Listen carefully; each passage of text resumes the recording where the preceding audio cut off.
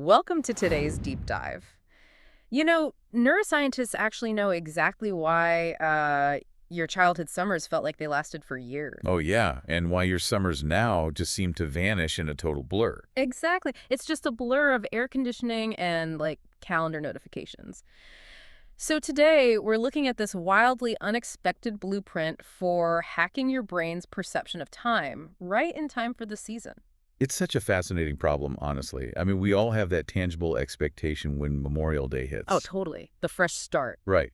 The season promises a completely fresh start, and then suddenly it's late August, and you're staring at your calendar wondering what happened. Yeah, you realize you've just spent the last 3 months essentially shuttling between different temperature-controlled boxes. Yeah, exactly. The house AC, the car AC, the office AC. You blink and the summer is just gone. So how do you actually make a summer unforgettable? How do we stretch out those 3 months? Right. How do we slow it down? Well, to answer that, I brought a source to the table today that is, well, it's not a psychology journal, and it's definitely not a time management manifesto from a tech CEO. No, it is delightfully out of left field. Yeah. I mean, you handed me a document titled Cool Things to Try This Summer, a guide for B2 English learners. I did. It is literally a language learning worksheet. Which is so funny. Right. It's designed to teach 5 specific vocabulary words to intermediate English students.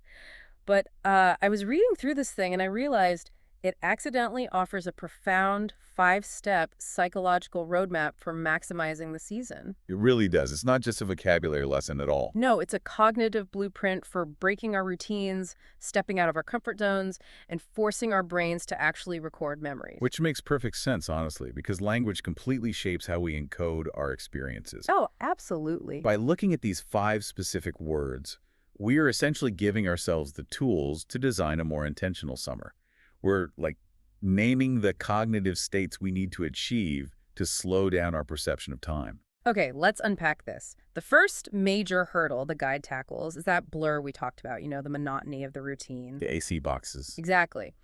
To combat this, the guide brings up our first word, which is picturesque. Picturesque. Yeah, and for a language learner, the guide explains it just means visually attractive, beautiful, and charming, like a picture or a postcard. Right, keep it simple. It suggests getting out of the house and hiking in a picturesque mountain village or visiting a picturesque beach.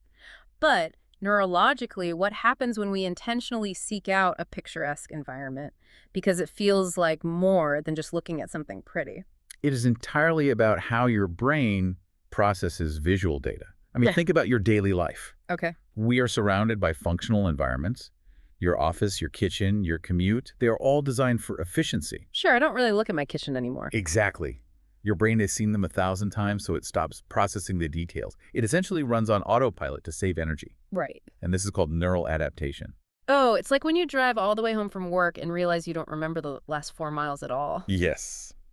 Your brain just deleted the footage because nothing new happened. Wow, so the dash cam just loops over the old footage. Precisely. Neural adaptation is the enemy of memory, and memory is how we measure time. That makes so much sense. So when you place yourself in a picturesque environment, an environment characterized by striking, novel aesthetic beauty, you forcefully interrupt that autopilot. You force the dash cam to save the video. Exactly. The visual complexity of a mountain village or a pristine beach forces your visual cortex to wake up and process novel stimuli. You break the visual monotony, which tells your brain, hey, pay attention, we are somewhere new, start recording. I love that. You stop looking at a picturesque photo on your phone and you actually step inside the postcard. Yeah, you become a part of it. You go from being an observer to a participant. But the guide doesn't just want you standing there looking at the scenery, it immediately pushes you further. Right, once you are in that novel environment, you have to do something with it. It moves from the visual to the visceral. Which brings us to the second word, which is exhilarating. Exhilarating, yeah. The guide suggests doing something brave that makes your heart beat faster. It defines exhilarating as making you feel extremely happy, excited, and full of energy. All the energy, right. And it lists skydiving, rafting, and public speaking, which is, a hilarious but very true grouping of terrifying things. It really is the ultimate trifecta of fear. But I want to push back on this a little. Does an activity have to be life-threateningly brave to be exhilarating? I'm not sure everyone listening wants to jump out of a plane just to save their summer. No, it doesn't have to be dangerous at all. but it does have to trigger a specific physiological response. Okay, like what? Well, biologically, what we are talking about is sympathetic nervous system activation. It's a sudden spike in adrenaline and cortisol. So like controlled stress. Exactly. Routine is, by definition, the absence of fear. Hmm. Routine is safe. You know exactly what happens on a Tuesday morning. Sadly, yes, I do. Right. But when you are gripping the side of a whitewater raft or, standing up to give a toast at a crowded summer wedding, you don't know what's happening next. Yeah, you're on edge. Your amygdala, which is the part of your brain responsible for emotional processing, it just lights up. And here is the crucial mechanism. The amygdala sits right next to the hippocampus. And the hippocampus does what again? It forms new memories. Ah, so they talk to each other. Very loudly. When the amygdala is flooded with adrenaline, it basically shouts at the hippocampus, whatever's happening right now is critical for our survival. Encode this memory permanently.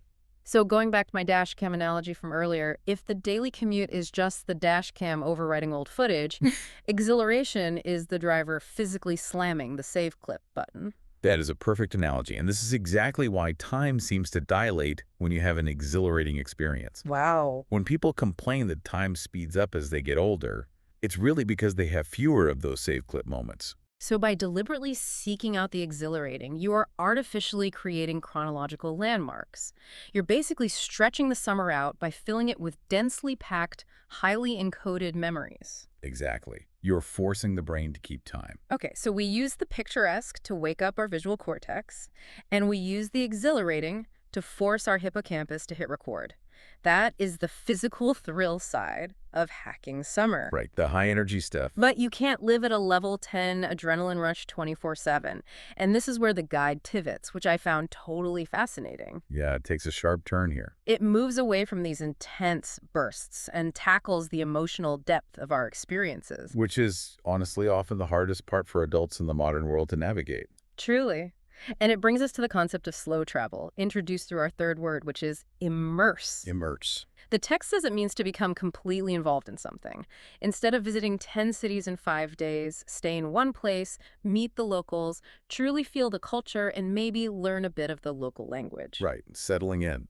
Now, I have a personal beef with the whole 10 cities in 5 days approach. Let me guess, you've tried it. Oh, I was the worst offender. A few years ago, I tried to do Italy in a week. Yeah. Rome, Florence, Venice, Amalfi. Oh, no. That sounds exhausting. It was. Yeah. By day 5, I was standing in front of the Statue of David, a literal masterpiece of human history, and the only thing I was thinking about was where to find a bathroom and if I was going to miss my train. You were just in survival mode. I was absolutely miserable, and I remembered almost nothing of the culture.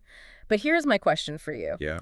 Is it actually harder to immerse than to just run around checking off tourist sites? Because sitting at a cafe doing less feels like it shouldn't be work. It is significantly harder, actually, because it requires a psychological shift that goes against all our modern conditioning. Yeah, so? Well, we are trained to value breadth over depth. We treat vacations like a to-do list, Oh, for sure. We want to see everything, tick the boxes. Exactly. Take the photos to prove we were there and maximize the return on our investment. The fear of missing out is completely driving the itinerary. Yes, and cognitive overload is the result. Just like your Italy trip, when you bombard your brain with constant logistical stress, train schedules, hotel check-ins, navigating new streets every day. Yeah, the brain just shuts down. Right. Your brain doesn't have the bandwidth to encode the rich sensory details of the culture. To truly immerse yourself, you have to let go of the fear of missing out. You have to accept that you won't see the famous monument in the next town over. Because you are choosing to spend 3 hours talking to the baker in this town. It requires vulnerability. You have to stop performing the role of a tourist and start actually existing in the environment. Immersion is a surrender of control. I mean, when you are ticking boxes, you are in control. When you immerse, you have to let the place happen to you. It's choosing deep connection over superficial collection. Connection over collection. I really like that. And that theme of connection leads perfectly into the guide's fourth idea.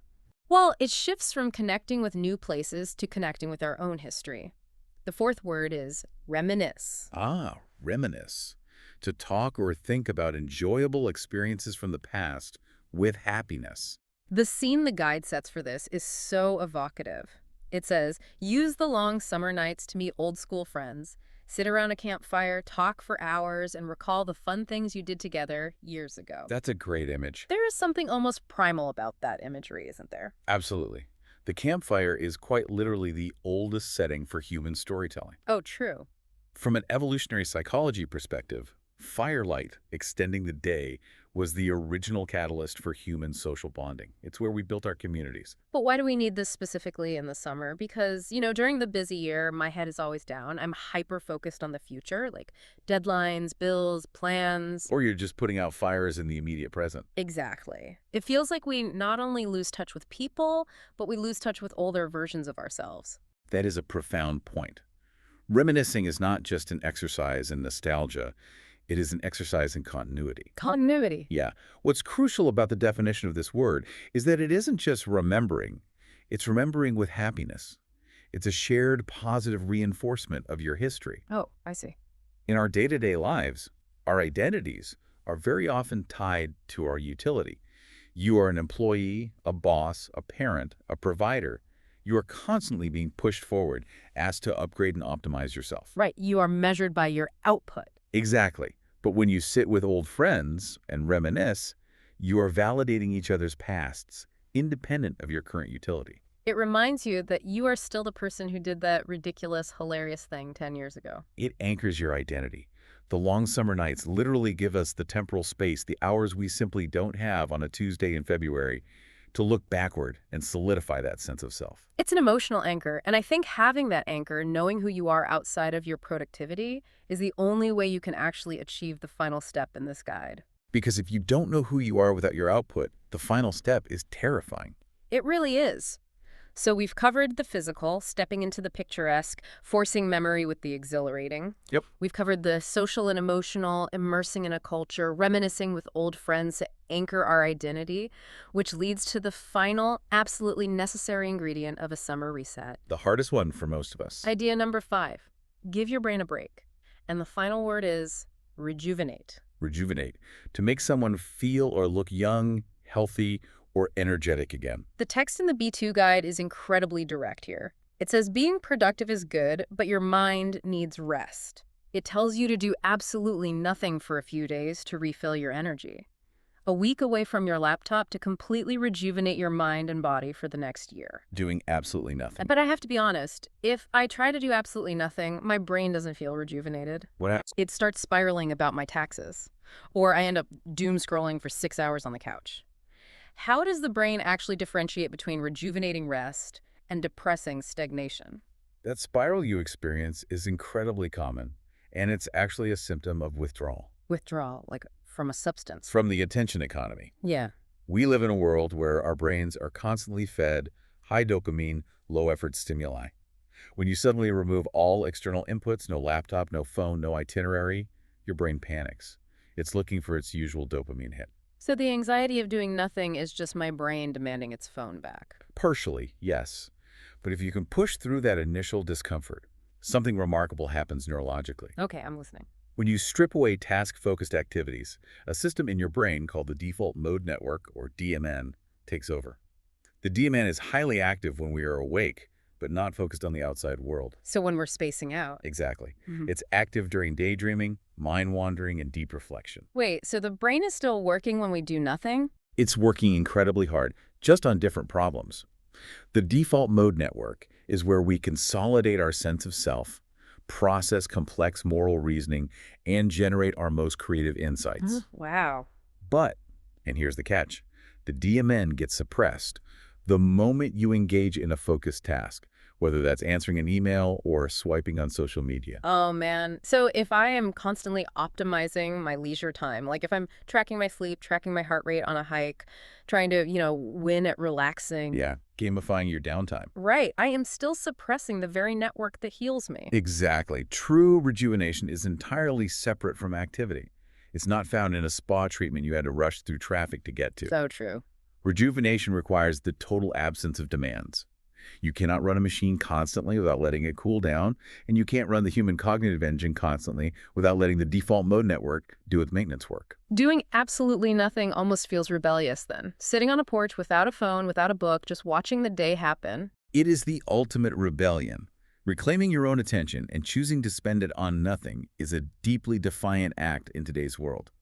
But it is the only way to genuinely refill the well for the coming year. It's amazing how much depth was hiding in a worksheet meant to teach English. Who would have thought? Right. And honoring the exact structure of that source document, it is time for the final review. Ah, yes. The guide uses spaced repetition to make sure these concepts stick for language learners, and we're going to use it right now to lock in this cognitive blueprint for you, the listener, as you map out the rest of your summer. Consider this your ultimate checklist. Let's run through them. First, picturesque. Find something very beautiful and attractive. Break your visual monotony and place yourself inside the postcard. Second, exhilarating. Do something super exciting and full of energy. Spike your adrenaline, hit the save clip button on your memory, and dilate your perception of time. Third, immerse. Become completely involved in a culture or an activity. Let go of the fear of missing out and choose the depth of the experience over the breadth of the itinerary. Fourth, reminisce. Talk happily about good memories. Find a campfire, literally or metaphorically, and anchor your identity outside of your daily productivity. And fifth, rejuvenate. Make your mind and body feel fresh again. Push past the discomfort of silence, activate your default mode network, and have the courage to do absolutely nothing. So I want to ask you, looking at your calendar and your life right now, which of these 5 phases is your summer currently missing? Are you still trapped in the AC on autopilot, or are you ready to step into the picturesque?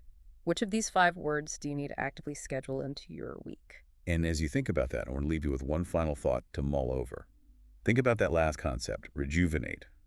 What does it say about the hyper-optimized, fast-paced world we've built for ourselves that we have to actively plan, schedule, and fiercely defend the time to do absolutely nothing just to keep our own minds functioning properly? It's wild that doing nothing has become a radical item we have to put on a to-do list. But until society changes, you've got the blueprint to hack your own time. Thank you so much for joining us on this deep dive. Go out there, break the routine, and make this summer truly unforgettable.